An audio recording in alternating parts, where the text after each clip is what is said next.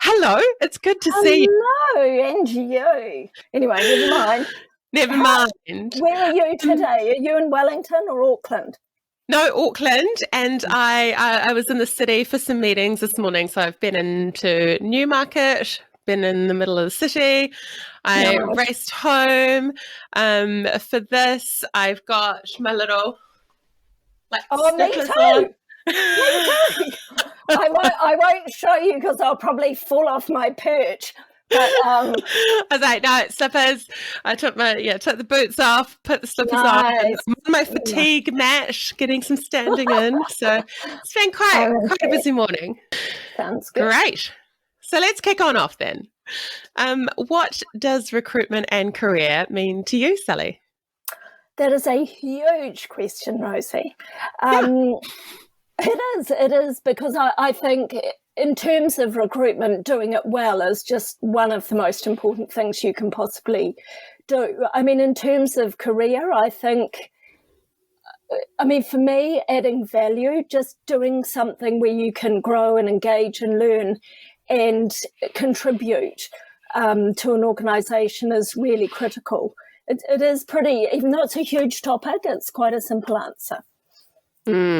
I think that piece there around, as you say, contributing and adding value, that's where a lot of people, they might get a little bit lost. I saw a post this morning on LinkedIn and somebody was asking around career fulfillment and how do you keep your career fulfillment? And I think that might be asking the question incorrectly slightly, what fulfills you as a human, like what pieces of your job, and then from that, how can you expand out on it, or where are the skill gaps for you to be in those types of roles and positions? So this whole piece of value, I think, very intrinsic in what you want to have as a career, right? I agree, and I think ultimately, if you're doing something that you feel good about and you're engaged in, you don't really have to worry about the rest. I mean, clearly you've got to be in a constructive environment, to actually be able to go anywhere and enjoy anything when it comes to work. And we might talk a bit about that later. But, it's fascinating when people ask about career fulfillment, because I think I've always been a little bit possibly too passionate for my own good. And if I don't really find I'm engaged, I mean, I've spent long periods of time doing certain things, but I will come up for air and say, what am I going to love? And if you get too nervous and you lose the ability to do that, I think that's quite dangerous. Yeah. That piece about the nerves is really interesting. I was dealing with an organisation that had quite an exodus of very senior people that were proven to be fantastic at their roles, but due to some of the senior leadership decisions and how they'd been micromanaged, that confidence was getting knocked. And so their ability to perform at the best of their capabilities was diminished greatly. You're absolutely right there. It's there's positive and constructive nerves, but there's also at times if the organization isn't leveraging your strengths, it doesn't go anywhere positive. I mean, I think at the moment it's harder because we've had COVID, and I think people, there's a lot being written on this, but people are naturally a bit more anxious. They're a bit more inclined to maybe not speak up and not have those good conversations, which mean you end up staying in an organisation. But I think, we all need to remain really connected. And, I think one of the things we might touch on is digital. And I mean, there are enormous pros and cons of digital, because ultimately people need people. And if there's too much of a gap in terms of where someone's sitting and the connection with the people around them, and they could all be in the same room and still have that gap. I think that's a really critical thing is to be heard and to speak up. And what's the worst that can happen? You don't like what you hear. Well, that's not a bad thing. That can be a crystallizing moment and provide you with an opportunity, really. crystallizing moment. That's my takeaway. Love that. So, yeah, that was great. So what led you to creating Business Sorter? And what is your hope for both businesses and employees that use it? Well, I was driving over the Harbour Bridge one day and someone on the radio said that New Zealand businesses were fundamentally lazy. That's why they had low productivity. And he was talking specifically about the SME sector. And honestly, I just felt so enraged, which is not a very common feeling. And I thought, well, you clearly haven't got a clue about working in a small business and the challenges for people and just what an enormous commitment it is. And I started to think about the clients I was working with, and it's very, very difficult when you do traditional planning to work with a lot of clients. You know, I thought I'd end up with hundreds of clients, and I ended up with 25 and 8 consultants or 6 consultants and 2 support people, and that was really busy. So I started to think, you know, planning is incredibly important. All the research shows that businesses that plan are up to 30% more profitable, and that's whether it's UK, USA, Asia Pacific research. But everybody finds planning hard, it's very expensive and time consuming. And I thought, imagine if you could help people by planning and providing them with training on things that they were currently interested in and needed to work on. And so that was sort of the beginning of it. I mean, I suppose the best thing is when you do a planning session with someone, instead of taking 3 to 5 days, it takes a couple of hours. So they're not sitting there thinking, whoa, this is expensive. And also they have a lot of fun, and they basically come out with absolute clarity around their priorities. And I mean, that is so hard when you're down in the detail running a business every day.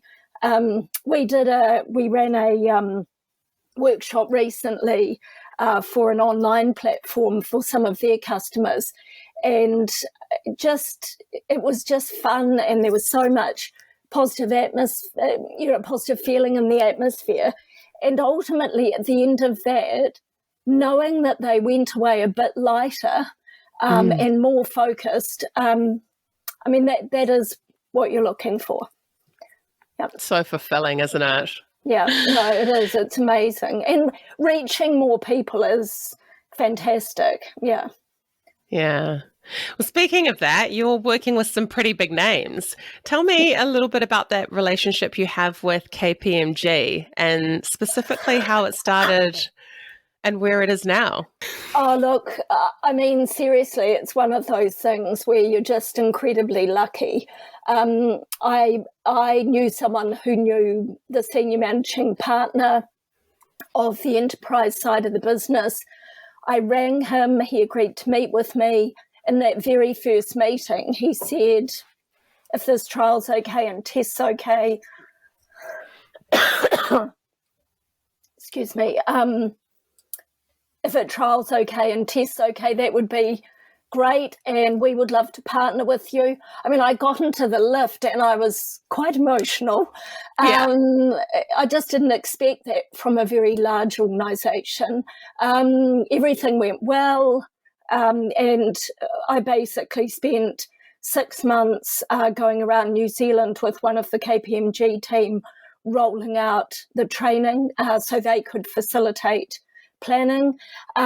We did a lot of work with their clients, which was amazingly generous and hilarious. I mean, we had some very rowdy sessions.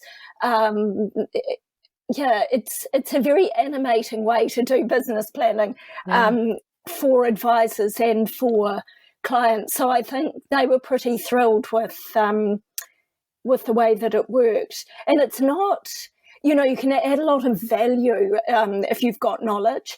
It's perfectly fine to use it without an advisor, but you put someone like an advisor from KPMG in the room, and it's extraordinary, the end result. So yes, I was incredibly lucky and remain lucky to this day. And yeah, they've just been enormously generous, and not at all what you would expect from a large business. That's fantastic. Because you've got this partnership with Shopify. Obviously, through COVID, e-commerce was provided an additional boost. So how do you think businesses can best capitalize, and how can candidates best position themselves for this type of growth in e-commerce? Look, I think just being really inquisitive and talking to people and finding out what they love, and then you don't have to do an awful lot of work, but just going online, taking a look at different apps, understanding their application. But I think, understanding that you need to be comparing an apple with an apple. I mean, one of the ways you can get in a lot of trouble with digital is using solutions that aren't a good match for the job in hand. So the last thing you need to do is waste time and money on something that's not right for your current needs. So like we say at Business Sorter, you need to step back, look at all the options, excuse me, look at all the options before you make decisions about what sort of tools you should be recommending or using. And I think to a large degree, use something fairly thoroughly before you start recommending it, because, there's a lot of functionality in a lot of these digital tools that until you've actually used them a few times, you wouldn't even know was there, especially the more intuitive ones. Yeah, that all makes complete sense. You also mentioned in our intro call that Business Sorter is fundamentally a training tool so that people can learn to prioritize, plan, and think holistically with this framework support. Why is that so important, both for businesses, but also for individuals in their role? Look, I think we're all very time poor, and in order to learn, very time poor, and in order to learn really efficiently, we know from research that we should be learning about things as we're doing them and make the most of that opportunity, because then we retain the information. So if you do planning and it's specifically focused on a business, and then you've got all of the key steps and core tasks that need to be achieved, and you're finding out more about those by using the information section in the tool. I mean, some of the training in the tool you don't even know is happening to you. Learning to prioritize is very automatic. Learning to delegate, there's a lot more emphasis on being collaborative and delegating. But certainly it really doesn't matter which area you're knowledgeable in and which areas you're not. You can go in and learn a lot just by understanding how it fits into the context of your business. We've had a lot of people make excuse me. Of course. We've had a lot of people make comments about the insights they get when they see the big picture of the plan. So it may be they work in one area of the business, or they don't know a lot about an area. And when they do the plan and it starts to be completed, all of a sudden they'll say, I had no idea that was why so-and-so was doing that, or I had no idea that was such a priority, and now I know. Even the process of doing a SWOT, which you do at the beginning, is a terrific learning experience, because it helps order your thoughts into strengths and weaknesses and threats and opportunities. And, if you're down in the detail all day, it's extremely difficult to step back and to think in that more holistic way. So, yes, I'm obsessed with training, and there's a lot of it there. I love that you basically Miyagi people, so Karate Kid style. You are just taking them on this journey they don't even realize they're upon using your tool. So that's I think that's obviously the best way for people to be able to learn as well. I know you have been a recruiter, but also a hiring manager. So what have been some of your noteworthy challenges and successes when recruiting? Oh, look, I think getting the people you work with to suspend judgment is probably the biggest thing. Use the process to your advantage. Don't jump the gun. The guy that turns up with a mohawk and piercings, looking a bit rough around the edges, might actually just happen to be the guy that's ready to do the best job. And I think, if you can have a conversation with someone and say, you look fabulous, but that look's not going to cut it round here. How do you feel, about making a change? If it's a customer-facing role, I mean, clearly it's not relevant in other roles. But, there's a lot of scenarios where you can say to someone, this is how we like to do things. Is that a problem for you? And see what they say, and give them an opportunity. I mean, I could give 1,000, probably several thousand examples where I've recruited people, where I've had a bit of a battle on my hands with directors and owners. And they just became, Rosie, I'm watching you. And I know it happens all the time. Yes. Yeah, but I think the critical thing is get beneath the superficial stuff, understand what you're dealing with, see if it's a good match. Up to I like to have about 30% learning left in a role, because then you're going to have somebody in that role for at least 3 to 5 years. If you employ a direct match, people get bored, and it might look very fabulous up front, but in terms of a medium to long-term solution, look, you can be lucky, but a lot of times you'll lose that person in 2 years, and that's an enormous cost to any business.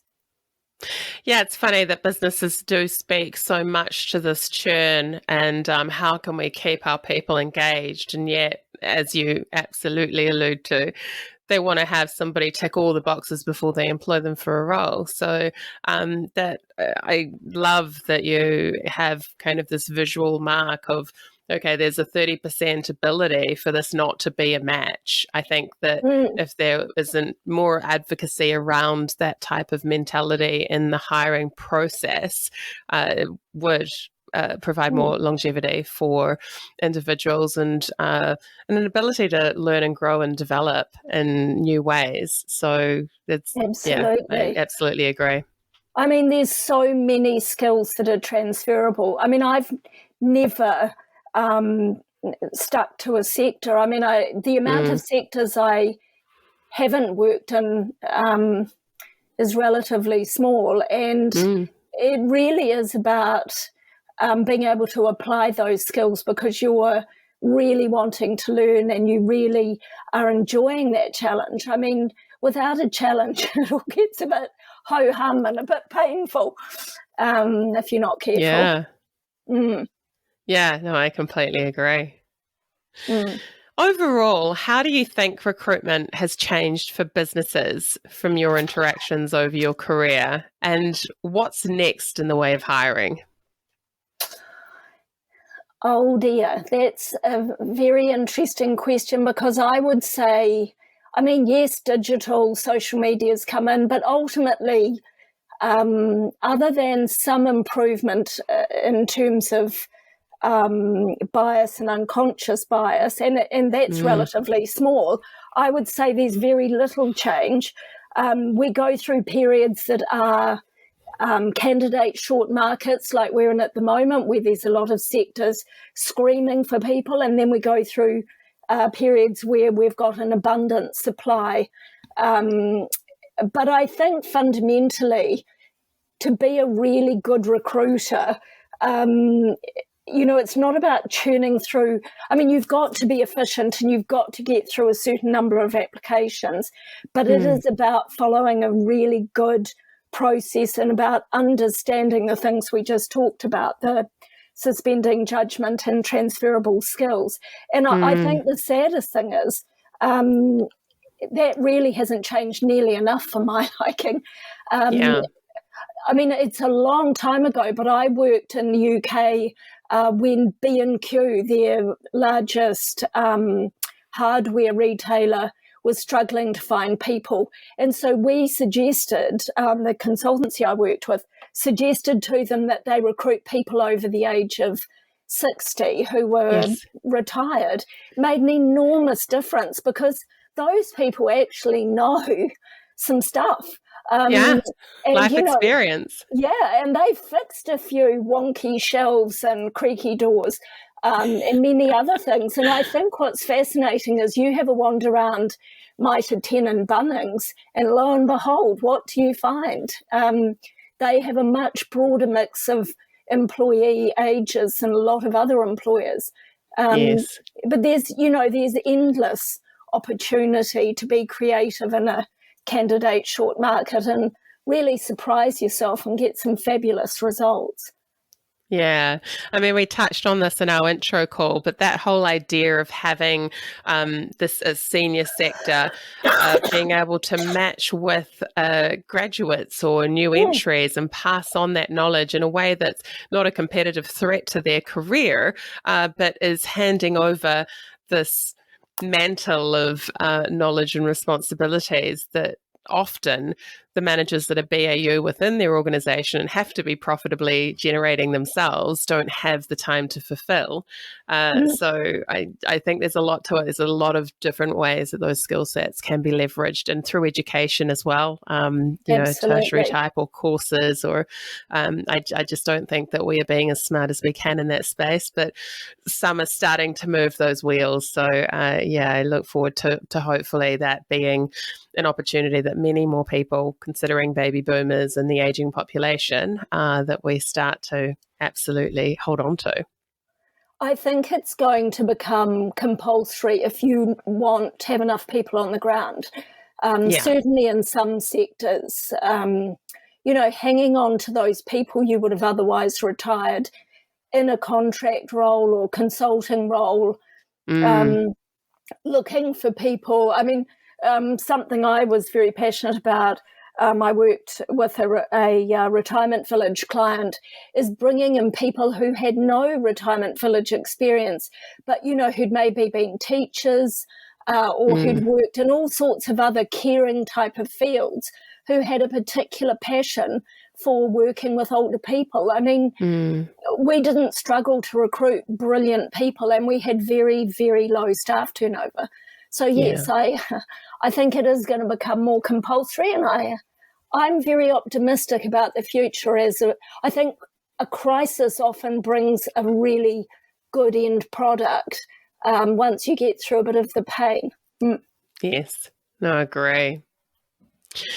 Overall, the popularity of digital business tools has really taken off since COVID. What are the upsides to that, and what else do you think people should be aware of? Look, I think if sort of following on from what I said earlier, I think you absolutely need to make sure you're comparing an apple with an apple. And if you do that, you can get some enormous gains in terms of efficiencies, time saving, knowledge, accuracy. The possibilities are endless, really. I mean, the scary thing is the time wasted and the downtime if you don't step back and do your homework really well. Because you can get tethered to a particular process, right, with a particular application, and then realize it's not fulfilling the needs that you have. Yes. Well, I think the other thing is too, we like familiarity, and there's a tendency to look for things that match what we've already got. So again, the suspending judgment, going in, being completely open-minded, and just taking a really good look at everything that's available before you step forward. Now, people might be listening thinking, yeah, well, that's all very well, but that takes time. But, the time saving from doing it by not making a mistake is enormous. I think the other thing is too, talk to people in your sector, talk to people, friendly competitors, but don't just talk to them. Going online and watching a few videos, Mm-hmm. when you're sitting waiting for your kids to finish soccer or whatever, it doesn't take very long to get a good feel, particularly because most of the people out there hunting for a tool understand their business needs. Yes. Yeah. I mean, there are reviews aplenty everywhere if you just take a look. Actually, that's the other thing. I think there's a lot of value in asking people in your teams and any employees you've got, because they've all worked in other places, or many of them will have. The only thing I would say is don't delegate the final decision. It's really important, if you're making an investment, to just have a quick scan across it. If you've got someone very competent doing it, it's good for your relationship with them. It's good to retain them by thanking them for what they've done. And it's good for you to know that they're on the right track. Yeah, no, very sound advice. Back into some career chat now. For my listeners that are new to their career and looking for inspiration, what do you wish you had known when you started out? Oh, that's a there's a lot of things I wish I'd known. Me too, Sally. Me too. I've made so many mistakes, but me too, Sally. Me too. Learn from some of them. Look, I think not jumping to conclusions is always a good one, and just taking time to, taking time before you leap in or you speak out. I mean, not criticizing other people. I was never big on criticizing other people, but I think, if there's a culture that's maybe a little bit loose with comments, not being one of those people. I suppose I say that because I think there's just so much damage done these days. And a lot of it's unintentional, but, people do not go to work to do a bad job or have a bad day, and being kind and being respectful, and establishing your professional persona up front from day one. Who am I? What am I going to be like? And not being swayed by what other people are doing. I think it's really, really important, having that professional integrity. Yeah. It's really interesting what you say there about, just making sure that you reserve this judgment. And I was having a chat with a couple of friends about when you're having a meeting with somebody, and sometimes you feel it might be the only opportunity to express that you just deliver all of the problems at once. And, no person wants to sit there and deliver just the problems. And I think if we focus on the relationship and the collaboration of what the solutions are, instead of dwelling on that spot and blaming individuals, there's different ways of working that can be far more successful. So maintaining the relationship with each other while we really, let's look at the principles and the values of what we are trying to ensure that we reach, and the objectives that we have that are shared, and how we can best support each other to get there. To do that, I think learning to ask really good questions very early on is a great thing. And as you say, you might only need to ask one or two. Sit back, take some time to think about what the biggest issue is, maybe even come up with some solutions, because it doesn't matter if you're not spot on. It does show initiative. But I think if you say to someone, I can see there's a bit of an issue, what do you think? Or I was thinking this, I'd really appreciate your input. Having that more measured style, without spoiling all the lovely enthusiasm, I think would be great. Yeah. I think we've pretty much answered the next question as well around lessons learned. So why don't we jump to what career success has impacted you most, and how could others perhaps replicate or leverage that for their success, Sally? Look, for me, there is one thing that just really stands out, and it was combining people skills, because I Right. Originally came from a nursing background, combining those skills with commercial acumen by moving into insolvency. And I think, I mean, obviously I wouldn't expect everybody to go down those paths, but in principle, not being scared to go and do something that is completely different, taking a pay drop, taking a backward step, understanding, thinking about the things that are really fascinating you and that you need to learn more about. I mean, that for me, I took an enormous pay drop to work in insolvency. Initially, I went in as a trainee and I'd made up half that ground in the first year. But I look back now and I think if I hadn't done that, I just can't even imagine how much narrower and less interesting my career would have been. Yeah, that is, it's really interesting. There are decisions, quite large decisions that need to be made at different points in your career. And I think that there is no greater disservice than inaction, than not making a choice, because you're going to move forward. You're going to spend the next year, 2, 3, or 5 doing something. Do you want to rejig and get on this path that could potentially take you to so many other destinations? And because a lot of the time it is fear. There are obviously commercial requirements to keep in mind, standards of living, and we all get that. Eating is good. Eating is good, yeah. Homes are great. Yeah, exactly. But yeah, it's a fantastic lesson to share. And I picked up, it was an enormous pay drop. And I think it's just being brave and backing yourself when some of those really big decisions come up. So thank you for that. Do you know, I think it's easier if you're not as worried about what everybody else thinks, if you're on your own little mission. Yes. And it does worry me. I hear a lot of people I work with who are relatively new to the workforce saying, well, I really want to be successful. We'll just keep taking the steps and the path will not be straight. And it will not just go up in one direction. It'll, if you're going to have a really great career, it could well be all over the place.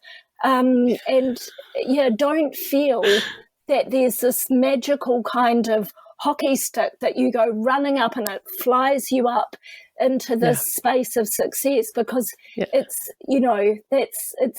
more like snakes and ladders, really. Yes, it really is. And obviously being in this area of recruitment, we see it more than so many others. But people that have been absolutely at the top of several different games and are at a loss as to what those next steps are, but then are also potentially being overlooked for some new talent. Or they're probably too experienced, they'll get bored doing this. But depending on where people are at in their career, absolutely, different drivers for them and different motivations that could make them so much more valuable in ways that are unexpected.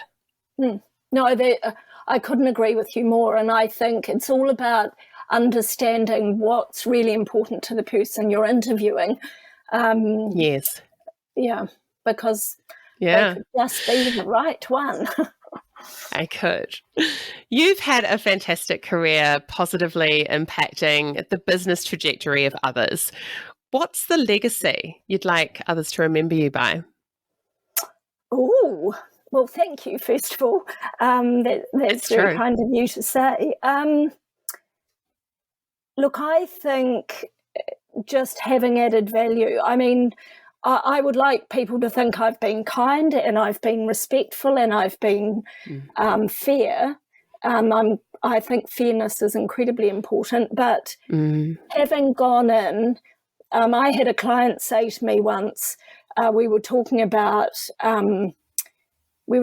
something, and he said to me, I said, I don't know what I normally bill you. I've lost track of it. He said, I haven't looked at a bill of yours for years. I wouldn't have a clue.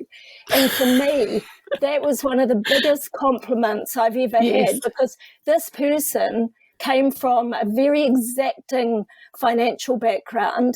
And I just knew that that meant that he knew I would always add value, that I would always go that extra mile, and that, I think that's the most important thing. Oh God, absolutely. It just speaks volumes, doesn't it, of the relationship. I think this coming across of the types of relationships that you like to build, Sally, and they are real and connected and value add, is something I'm sure will be part of that legacy. I hope so. So what does being whole human, imperfect and real mean to you? Oh, look, it means a lot less effort. Yes. And it just means being, I don't like the word normal, but it means you can build better results. It means you can gain trust. It means, I think, that you can relax a bit more because you're not trying to be something you're not. Everybody has wonderful things to bring to the table. I always think it's incredibly sad when people think they should be a certain way, because then you miss out on that sparkle and that magic that makes them them. There's energy, right, that has to be used, but being something else, and it's not being authentic. You're not turning up in your slippers to do the podcast. Exactly. Getting comfy, really enjoying the session. Yeah, I couldn't agree more. Yeah, it's true. It's very true. We talked about this being a candidate market, and it is very much in some sectors at the moment. So what is one piece of advice you would give to managers struggling to engage with their staff right now, and just making sure that they're all okay? Look, I think if you don't know what active listening is, and if you don't regularly remind yourself to practice it, that would be a really good place to start. And your need needs to be met. You need to feel comfortable that you're doing the best you can. But I think the easiest way to do that is to forget about that for a moment, sit down with someone, buy them a coffee and say to them, how are you? Things have been mighty tough. What's happening in your world? Obviously, if your relationship with them is strained, you'll be less casual, and you'll be more appropriate for that situation. But I think just making regular time to sit down with the squeaky wheels, as we call them, and the people that are just those low maintenance, toughing it out sort of people, and everybody in between, and trying to be really consistent with being available and being a good listener, which, it all sounds lovely and easy, doesn't it? But in this market where we're all being stretched very thinly, it's very tough, but it's also very replenishing to sit down and do that. But I think it's absolutely imperative if you want to retain people, you want to have a really great team that are all focused on the right things, and you're not going to miss things because, there's a lot of people at the moment that are probably sitting there with all sorts of things going on. And just a word of kindness or a suggestion, or, why don't you take a long weekend and just really enjoy spending some time with your wife and kids, or get to see those grandchildren, whatever it is. I think that's really important. Back to basics, Rosie. It's back to basics time. Back to the basics of what makes each of us operate in our best way, and understanding who we are as that whole human, as you said earlier. It's very true. We've come to the end of the question list, and I just wanted to know if there's anything else you would like to share, or any last words you could leave us with. This is a common theme at the moment, but for very, very good reason. And, it's easy to say, be kind to yourself, and it is like water off a duck's back to most people. So what I would recommend is you sit for a moment or two and you think about someone you really adore, and you think about if they were in your situation, what advice would you give them? And then you apply that advice to yourself, because most people are pretty jolly bad at really taking care of themselves. And so often when I've got someone who's refusing to take leave and they say they're fine, and, you know, I can see them crumbling before my eyes, if I say to them, you know, usually I'll know who their, excuse me, usually I'll know who their nearest and dearest is, and I'll say, look, if you were sitting there with so-and-so, you know, what advice would you be giving them? They do a magnificent job, and then we have a laugh, and then they usually go off and do it, which is an enormous relief for all concerned. But yeah, I mean, honestly, it's just, it continues to be a very unusual time that most people in our lifetimes, we haven't experienced all the things that are going on at the moment. I think we've all got a lot of sensory overload.